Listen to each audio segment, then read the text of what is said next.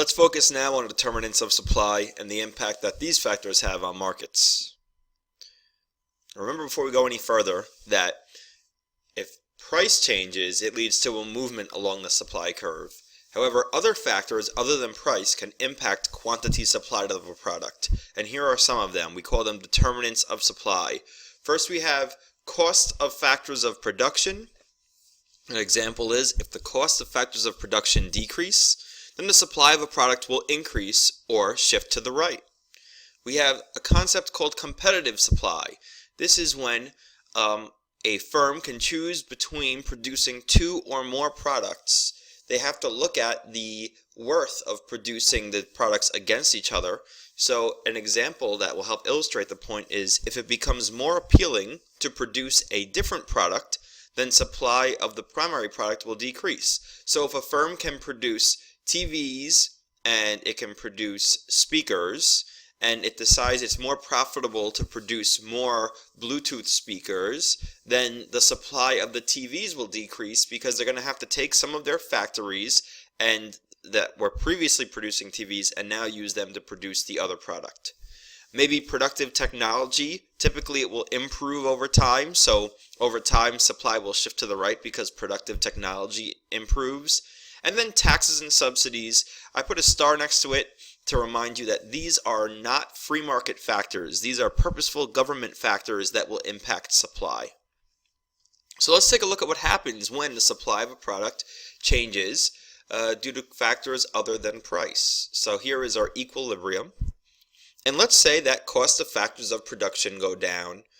That would shift supply to the right. Firms are now more willing and able to supply a product than they were before. Well, this here shows that if prices were to stay at PE, we have excess supply, meaning that the firms are producing more of the product that is being consumed. So what are the options that the firms have? They could lower the price of the product. Lower the price of the product so that prices go down to PE1, but notice now that they're selling a higher quantity of the product, taking advantage of the fact that now that the cost of factors of production went down in this example, they're able to produce more of the product and offer a lower price for it.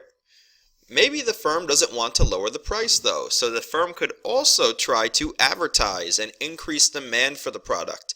This would allow them to keep prices high at PE and actually sell a significant amount if the advertising is successful. So notice here that as opposed to lowering the price, now they can keep the price at PE where it was in the first place and sell quite a bit.